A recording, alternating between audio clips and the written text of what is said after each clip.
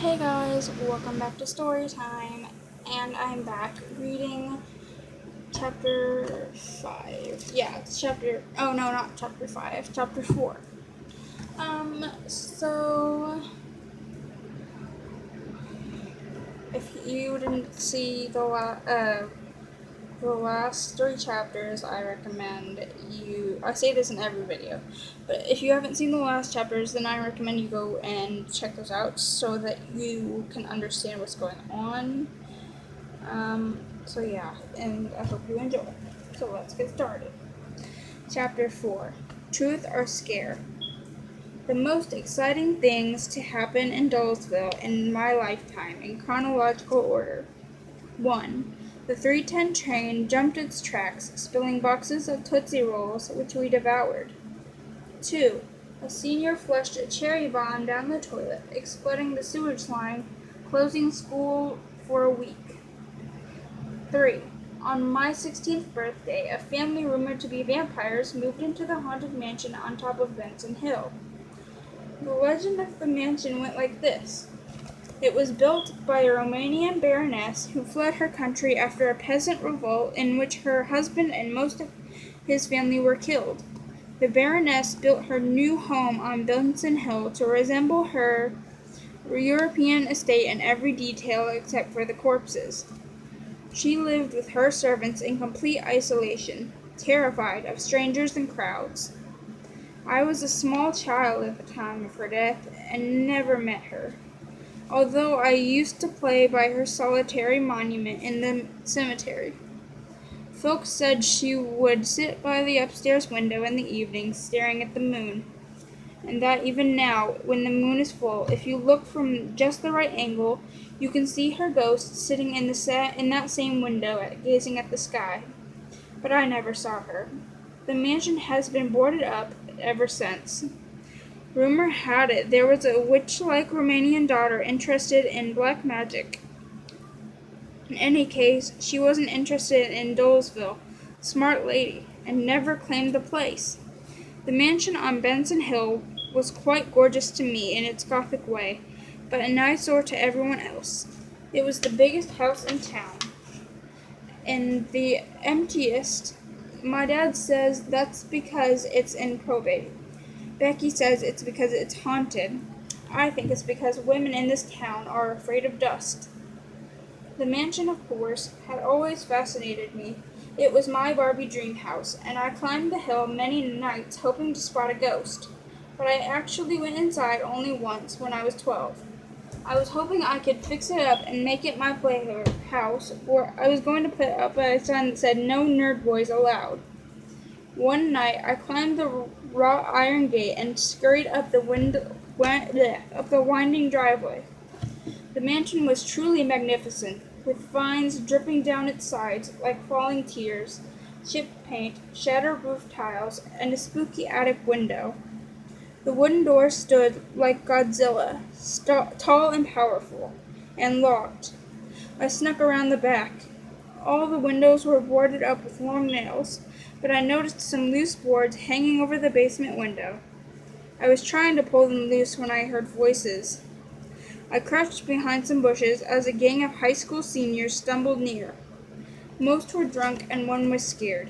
"Come on, Jack, we've all done it," they lied, pushing a guy wearing a baseball cap toward the mansion. "Go in and get us a shrunken head." I could see Jack Patterson was nervous. He was a handsome, crush-worthy guy, the kind who should be spending his time shooting hoops or making girls swoon, not sneaking into haunted houses to win friends. It was like Jack had already seen a ghost as he approached the mansion. Suddenly he looked behind the bushes where I was hiding. I gasped and he screamed. I thought we were both going to have a heart attack. I crouched back down because I heard the gang approaching. "He's screaming like a little girl and he's not even in yet," one of them teased. "Get out of here," Jack said to the guys. "I'm supposed to do this alone, right?" He waited for the others to retreat and then nodded to me that it was clear. Dang, girl, you scared me. What are you doing here?" "I live here, and I lost my keys. I'm just trying." Sorry for the cussing. To get back in, I joked. He caught his breath and smiled. Who are you? Raven, I already know who you are. You're Jack Patterson. Your father owns the department store where my mom buys her swank purses. I've seen you working the cash register. Yeah, I thought you looked familiar. So why are you here? It's a dare. My friends think the place is haunted, and I'm supposed to sneak inside and get a souvenir. Like an old couch? He smiled that same smile. Yeah, goofball. But it doesn't matter. There's no way. Yes, there is. And I showed him the loose boards at the basement window. You go in first, he said, prodding me forward with trembling hands. You're smaller. I slithered easily through the window. Inside, it was really dark, even for me. I could barely make out the cobwebs. I loved it. There were stacks of cardboard boxes everywhere, and it smelled like a basement that had been there since the beginning of time. Come on already, I said. I can't move. I'm stuck. You have to move. Do you want them to find you with your backside hanging out? I yanked and pushed and pulled. Finally, Jack came through, to my relief, but not his. I led the terrified senior through the moldy basement. He held onto my hand so tight I thought he would break my fingers. But it was nice to hold his hand. It was big and strong and masculine, not like nerd boys, whose tiny hand always felt squishy and smarmy. Where are we going? He whispered in a terrified voice. I can't see a thing. I could make out the shapes of massive chairs and sofas covered with dusty white cloth, probably once belonging to the old woman who stared at the moon. I see some stairs, I said. Just follow me. I'm not going any further. Are you crazy? How about a full-length mirror, I teased, peeking behind a cloth. I'll take one of these empty boxes. That's no good. Your friends will kill you. You'll be a laughingstock for the rest of your life. Believe me, I know how it is. I looked back at him and saw the terror on his face. I wasn't sure if he was scared of his friends outside or of the basement steps that might cave in at the slightest pressure. Or maybe he was afraid of ghosts. Okay, I said. You wait here. Like I could go anywhere. I have no idea how to get back. But first, what? Let go of my hand. Oh yeah. He let me go. Raven. What? Be careful. I paused. Jack, do you believe in ghosts? No, of course not. So you don't think there is a ghost in here? There is a ghost here? Of that old woman? Shh, don't talk so loud. I smiled with expectation, but then I remembered his gang's dare and grabbed his baseball cap. He screamed again. Relax, it's just me, not one of those spooky ghosts you don't believe in. I carefully ascended the creaky steps and bumped into a closed door at the top, but it opened when I turned the knob. I was in a wide hallway. Moonlight was shining through cracks in the boarded windows. The mansion seemed even bigger on the inside. I caressed the walls as I walked, the dust softly caking my hands. I turned a corner and stumbled upon a grand staircase. What treasures lay at the top of it? Is that where the ghost of the Baroness appeared? I tiptoed up the stairs, as mouse-like as I could in my heavy combat boots. The first door was locked, as was the second and third. I leaned my ear to the fourth door, and I heard the sound of faint crying from the other side. A cold chill ran through me. I was in heaven. As I listened closer, I realized it was only the wind whistling through the boarded windows. I opened a closet, which creaked like an old coffin. Maybe I'd find a skeleton. The only thing I discovered, however, were several old hangers sporting cobwebs instead of clothes.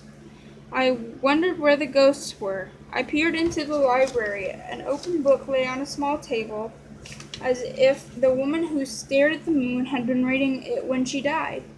I grabbed Romanian Castles off the shelf, hoping it would open a secret passageway into a spooky-filled dungeon. Nothing moved except a hairy brown spider that scooted across the dusty shelf. But the next moment, I heard a loud sound and nearly jumped through the roof. It was the honking of a horn. Startled, I dropped the book. I had totally forgotten about Jack's gang and my new mission. I ran back down the grand staircase, leaping over the last steps. A bright light was beaming through the boarded-up windows in the living room.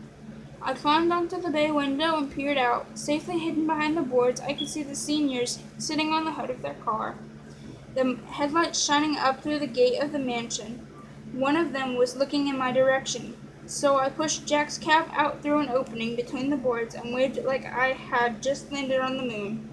I felt triumphant. The seniors gave the thumbs up in reply. I found Jack in a sweat, sitting in a corner of the basement on top of some wooden crates. He must have been thinking about rats as well as ghosts. He grabbed me like a child grabs his mother. "What took you so long?" I replaced the cap on his head. "You'll need this." "What did you do with it?" "I let them know you made it in okay. Ready?" "Ready." And he pulled me back through the window like the place was on fire. I noticed he didn't get stuck this time. We shoved the board back in place. It looked as if we had never been there. "We don't want this to be easy for anyone else," I said. He stared back like he didn't know what to make of me, or how to thank me. "Wait, I didn't get a souvenir," he realized. "I'll go back in." "No way," he said, grabbing my arm. I thought for a moment. "Here, take this." I gave him my necklace, a black leather band with an onyx medallion. It only cost $3, but it looks like it was owned by a baroness. "Just don't let anyone appraise it. But you did all the work, and I'll get all the credit." "Take it before I change my mind." "Thanks." He weighed the necklace in his hand and gave me a warm kiss on the cheek. I hid behind the crumbling gazebo as he ran back down to his buddies, dangling the necklace in front of their faces, getting high fives. They adored him now, and so did I. I held my filthy hand against my freshly kissed cheek. After that day, Jack hung out with the cool club and even became class president. From time to time, I'd see him around the town square, and he'd always have a huge smile for me. I didn't have a chance to return to my Barbie dream house. Word spread that Jack had snuck into the mansion. Fearful that more kids might break in, police patrolled the area at night. It would be years till I visited the mansion again. Okay, that was chapter 4. Yay! I'm so excited to read more. Woo! So yeah, that was chapter 4, and I will get it uploaded, and I will do chapter 5. Yeah, chapter 5. You might notice that they're coming out like one after the other. It's because I will upload this video, and while it's uploading, I'll make another video to wait. And it's so awesome. So yeah, I hope you enjoyed these books, and I will see you on another story time. Bye!